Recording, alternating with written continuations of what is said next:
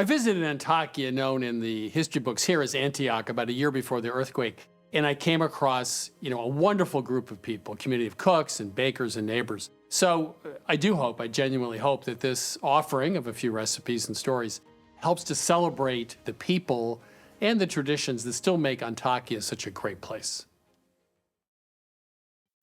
Funding for this series was provided by the following. Introducing Heston Pro Bond. Crafted from the resilience of cold-forged stainless steel, we collaborate with top chefs to redefine cookware and the kitchen experience. Italian craftsmanship meets innovation with Heston Pro Bond.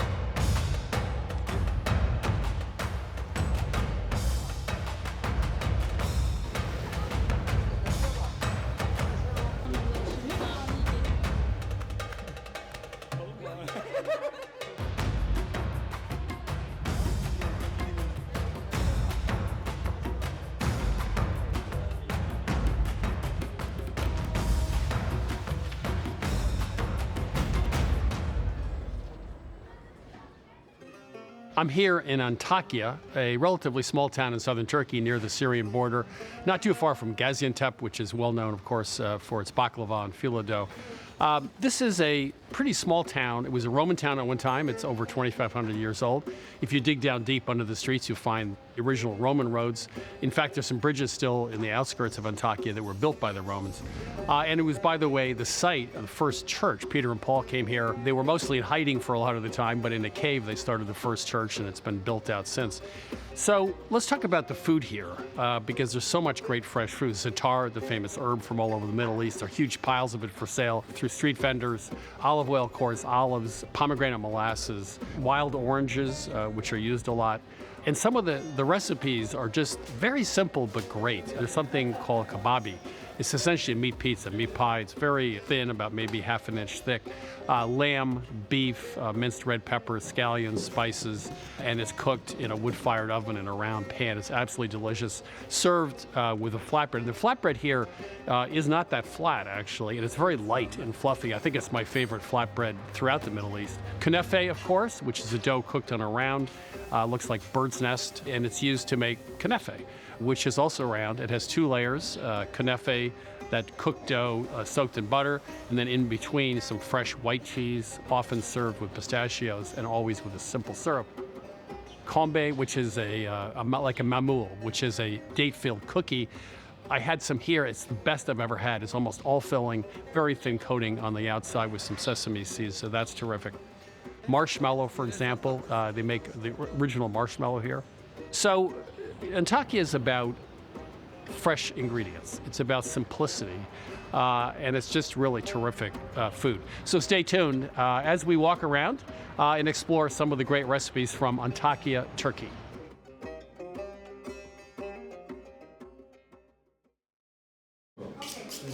Şu an deminki size hazırladığım yemek Antakya'mızın meşhur tepsi kebabıdır. İçindeki malzemeler işte hafif sarımsak, hafif maydanoz, hafif kapya biber, acısız. Bir de kullandığım hem kaburga eti hem hafif de tat için koyun eti. İnceltiyoruz onu zırhımızda. Kullandığımız et kaburga eti kesinlikle. Etimizi biz kendimiz işleriz. Hazır bir etten falan almayız. Yaptığımız iş dededen kalmaya yaklaşık bir 100 yıllık genelliğimizde var. Yani küçüklüğümden beri bu işi çıraklıktan yetişme bir ustayım. Bu işler zaten severek olur. Emeğinizi severseniz karşılığını alırsınız yani. İki ağız makineden çekip karıştırıp böyle döşeyip fırına veriyoruz. Dibine salça, üstüne de sulu salça çekip fırına veriyoruz. Pişme süresi 15-20 dakika. Ortaya çıkan enfes bir lezzet. Muhteşem bir ustalık çıkar. Ama sevmezseniz yok. Onda randıman almanız mümkün değil. Güzel yani.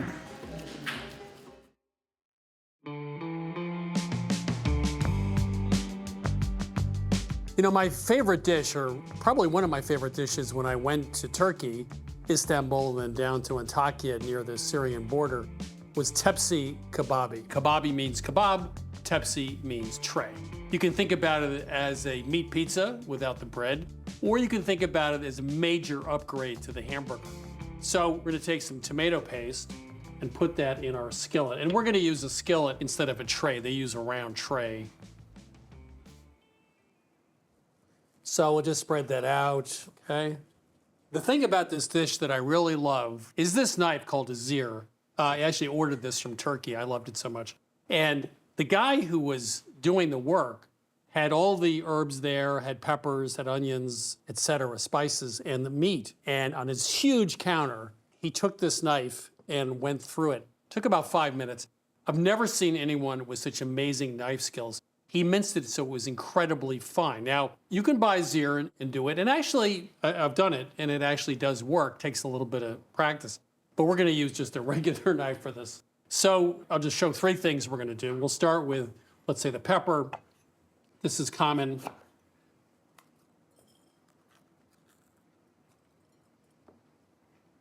Now, what he did that was so amazing was he got everything really fine. So we're gonna cut these in really fine strips. Normally when I'm doing prep for soup or stew, I don't worry about this very much because you don't have to get everything absolutely perfect. But in this dish, you want everything that's really nicely combined. So I'm gonna cut really thin strips.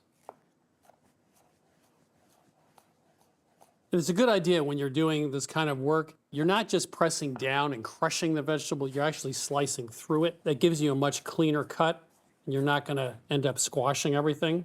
So I'm just gonna go through this a couple of times because I wanna get it pretty finely done. Okay, the onion, half a red onion. There's a way I like to do it. You cut the onion pole to pole in half, cut off the ends, take off the outer skin. This end is the root end. You can tell it's darker. So you start from the non-root end. I hold up on the knife and you cut through like this. So the knife starts in the onion. It's not going to move on you, and you're not cutting through the opposite root end. So now I'm just gonna cut across. Again, I wanna keep this a fairly fine dice. Now I'm gonna cut through like that. I'm not gonna just cut down. Okay, got the onion done. And finally, a little bit of parsley. So how much you chop parsley or cilantro really affects the flavor and the texture of the dish. Okay.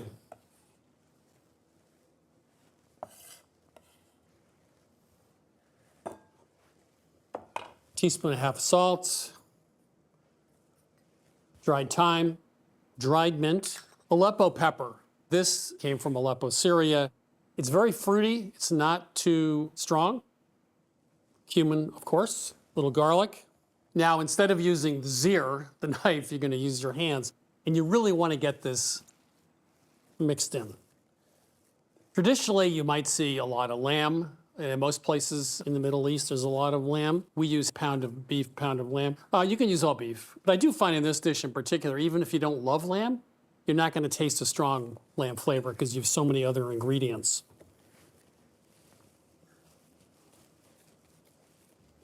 Okay, so we'll clean up and then we'll finish topping this with a few more things, potatoes, etc., and into a very hot oven.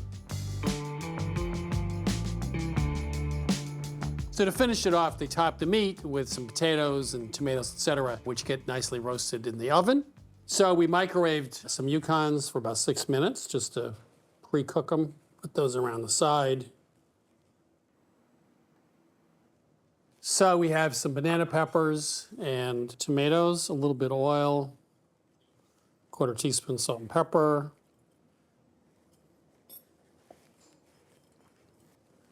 So we'll put the tomatoes in the center and put these around. So this goes into a 450 oven for 15 minutes. We'll take it out and finish it up. So the broiler's hot. We're gonna put this in the oven for 5 to 7 minutes, and we wanna get a nice char obviously, on the top and finish cooking the meat. So we let it rest just a few minutes till it cools a little bit. But, you know, people talk about sheet pan dinners, you know, that's all the rage. Well, this is a skillet dinner. It's got potatoes, it's got meat, it's got vegetables, it's got lots of herbs and spices inside. If you want everything in one pan that's really easy to do, this would be it for me.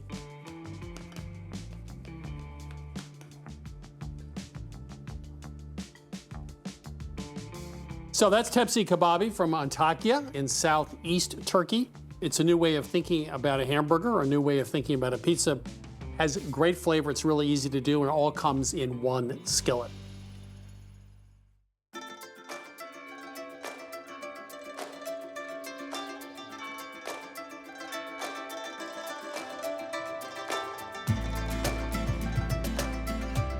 Şimdi ben size humusunun sunumunu da yapayım, açayım bir tabak.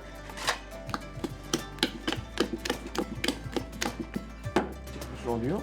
Hiç önemli değil. Amacımız tahinle karıştırdığımızı ima etmek için yapıyorum. Bu da böyle önünde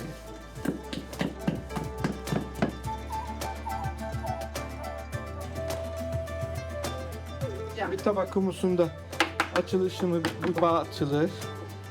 Tabağı böyle açılır. Kimyon, pul biber. En şahanesi de bu işte.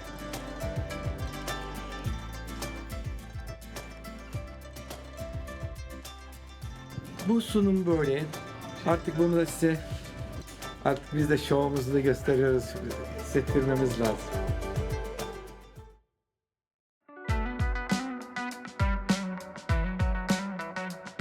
So Chris came back from Antakya, Turkey with these stories, and they were really infectious, and they were about hummus.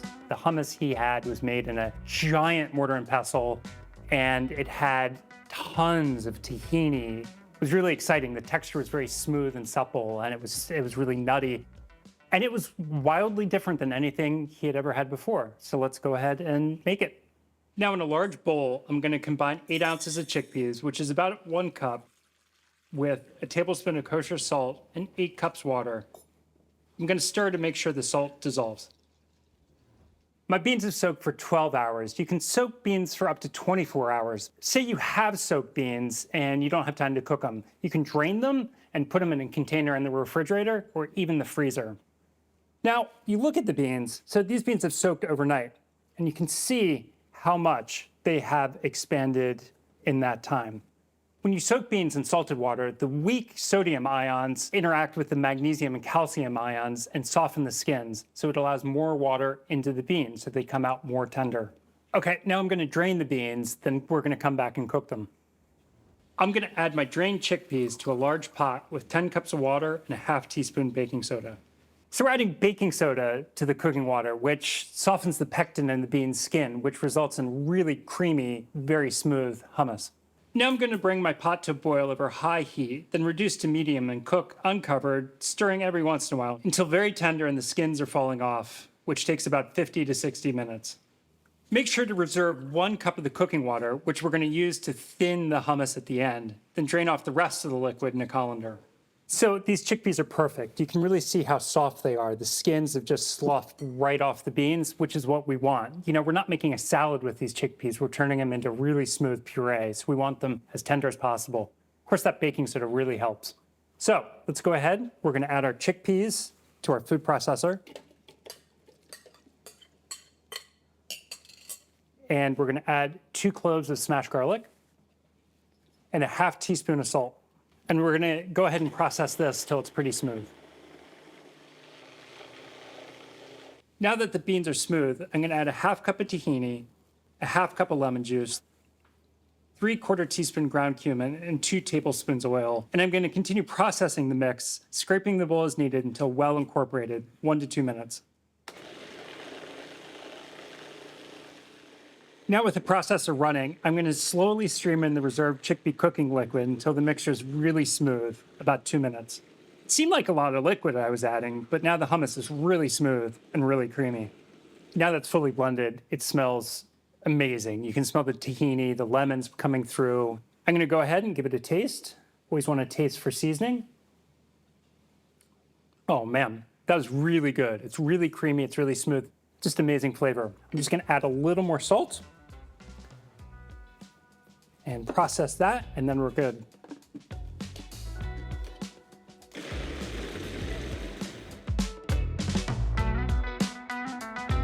So the hummus is done, but one of the things Chris really talked about was all the garnishes that went on top of the hummus that really helped make it really exciting. So we're gonna go ahead, we're gonna make a Aleppo oil. So it's 2 tablespoons of oil and 1.5 teaspoons Aleppo chili. So we wanna cook this oil and chili mixture until it's really bubbly and frothy and turns a little bit red. We don't wanna overcook this, otherwise the chilies can turn really bitter. So let's spoon some into our bowl here. You can see how creamy that hummus is. It has a lot more tahini and a lot more lemon than you might be used to. But here comes the fun part. We're gonna put those garnishes on. First of all, let's drizzle that oil over the hummus. Oh, it's gorgeous. Gonna throw some red onion, just sprinkle it over top. Some tomato. Let's add some chopped pickle. I like walnuts, which really help bring up the tahini flavor.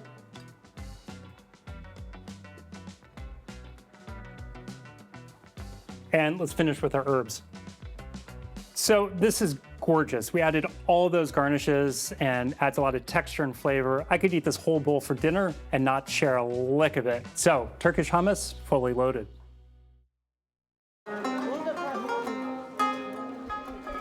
Biz burada Antakya'nın geleneksel kurabiyesi bayram kömbesini yapıyoruz. Tereyağlı bir kurabiyedir. Farklı baharatlarla hazırlanıyor. İçinde 14 çeşit baharatımız vardır. Kömbenin hamurudur. İmalatımızda hamur haline getiriyoruz. Böylelikle işliyoruz. Hamurla hurmayı birleştiriyoruz böyle.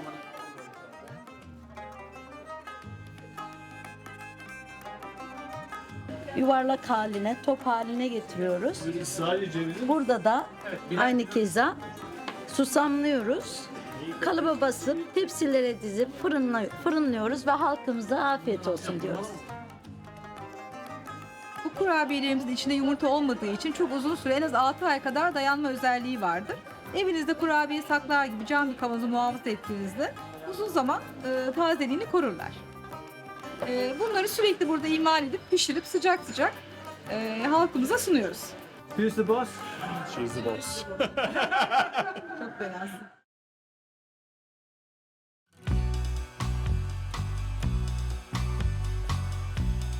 You know, if you spend any time in the Middle East, you'll come across mamoul cookies, which are date-filled sort of shortbread on the outside cookies. They're delicious. But I was in Turkey, and I went to a bakery, and they made kombe, which is sort of the Turkish version of mamoul. I thought they were like a step above, because they were incredibly tender, and they were sort of perfumed with some spice, and I ate a dozen of them.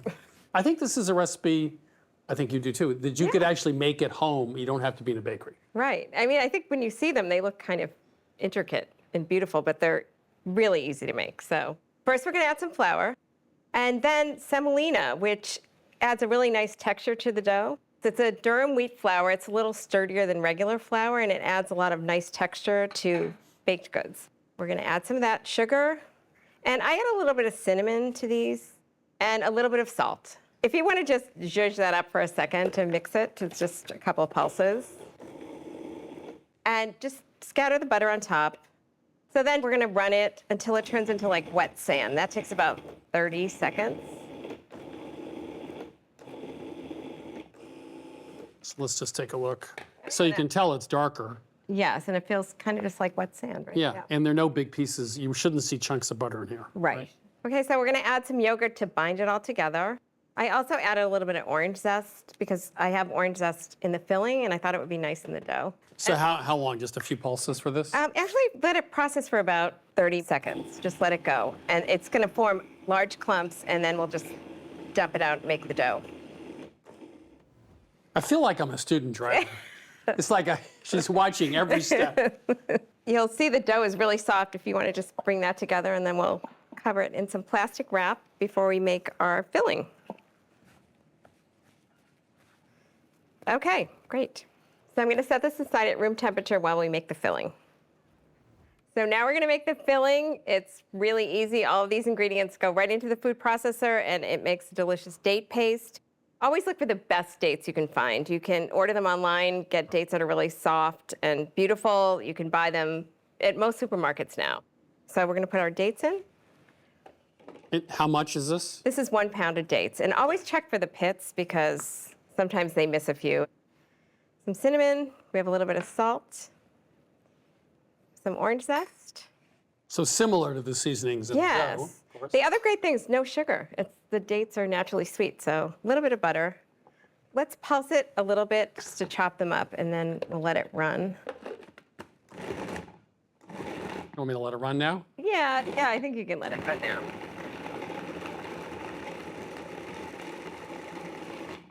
And also, if you think they're a little bit dry, you can still add a little bit of orange juice, and that will help you.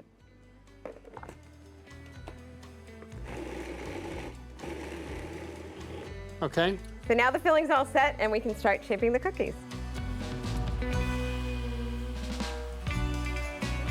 So now we're ready to make the cookies. What we want to do is portion out the filling and the dough. So I'll do the filling, and you can do the dough. Okay. So we need... So I'm doing, what, a rounded tablespoon Yeah, here? a pretty heaping tablespoon of dough, and just... Like that? Yep, perfect. And then roll it into a ball. This makes 20 cookies, and we're going to put them on our parchment cookie sheet to get them ready. So we're going to roll these out. Okay, so now we can shape some cookies. So what you want to do is take your dough. Oh, do along with you? It's just like... You can join me. I'm going to actually make one by hand without using the mold, and you can use the mold. So we want about a 3-inch circle in the palm of your hand. Yeah. And then you're going to take a ball of the filling and then take the sides and move it around. This dough is really forgiving, so you can really kind of squish it around that. By the way, the guys who did it locally, took them about 3.5 seconds. I bet. Then just roll it around in your hand to kind of seal it up. And I'm going to make mine by hand, so I'm just going to press it into about a 2-inch circle. And I'm going to put sesame seeds on mine. So I'm just going to press it into my sesame seeds and put it on my tray. But if you want to use the mold... So I don't have to put any flour in here or anything? No, it works great. And then you just kind of press it with your hand. Okay. And then see if it'll flip out onto your hand. If not, that's what this little tip is for. You just bang it on the edge of the counter. Look at that. Pretty. I love these. Look what I did. I know. It's fancy. This would be, I have a couple of young kids, this would be... Isn't it? I know. Yeah. A great project. That's really This cool. is a great holiday project. I like that. So let's make a couple more. The other great thing about these is they keep really well, so they're great to give as a gift. Like if you gave someone a box of those, they would feel like you really outdid yourself, I think.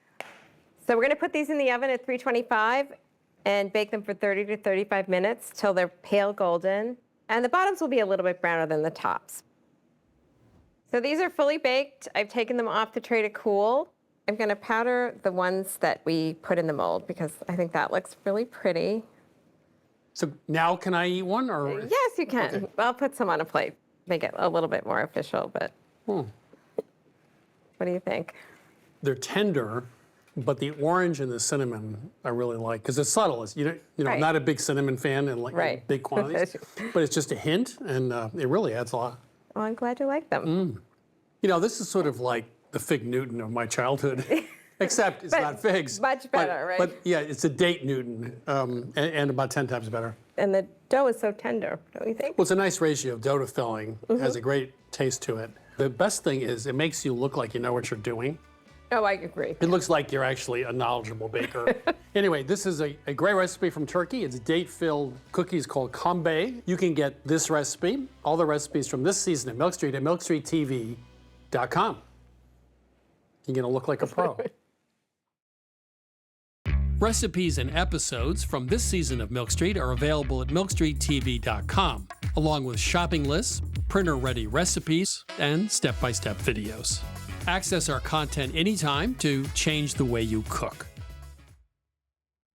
The new Milk Street cookbook is now available and includes every recipe from our TV show. From pad thai with shrimp and no-fry eggplant parmesan to Korean fried chicken and salty honey brown butter bars.